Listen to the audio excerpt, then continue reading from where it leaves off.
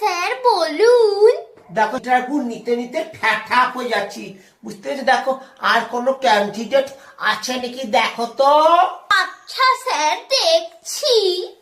ও sir, ওই তো একটা ক্যান্ডিডেট আসছে। তো চক্রবর্তী তাড়াতাড়ি চলে আসুন।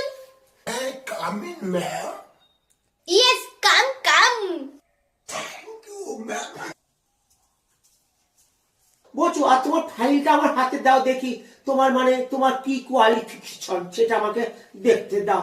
দাও Sir, thank you. মানে তুমি খুব কোয়ালিফাইড, কারণ সবাই যেমন একটা ক্লাসে মাত্র 12টা মাস, তার মধ্যে ধরো 3টে মাস স্কুল বন্ধ থাকে, আর সরকারি স্কুল হবে তো কথাই নেই, 3 মাস স্কুল হয় আর 9 মাস বন্ধই থাকে। একটা ক্লাসে 3 বছর পরে মানে তুমি সময়টা বেশি পেয়েছো, তুমি একটা ট্যালেন্টেড স্টুডেন্টই বলতে পারো। ঠিক আছে, আমি হচ্ছে তোমার ইন্টারভিউটা শুরু করে ফেলি, যেহেতু তবে একটা ভ্যাকান্সি আছে, সেখানে আমার ড্রাইভিংটা লাগবে। তো তুমি কি ড্রাইভিং জানো? বলেন কি ছাড়, আমি এই যে খাচ্ছি, এই যে কত নদী সমুদ্র আটলান্টিক মহাসাগর সব জাম্পিং করে ছাতার কেটে ছাড় পার হয়ে কি বলেছে, ঠান্ডাটা লেগে গেছে আমার। কত ট্যালেন্ট বলুন, কোথায় ড্রাইভিং করেছে, সত্যি মানতে হবে। তোমার ড্রাইভিং এর কথা শুনে তো আমি হতবাক।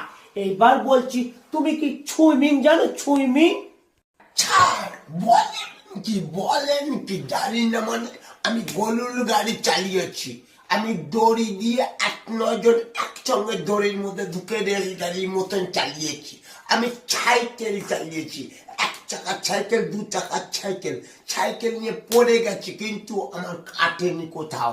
আমি এই সুইমিংটা পুরোপুরি জানি স্যার।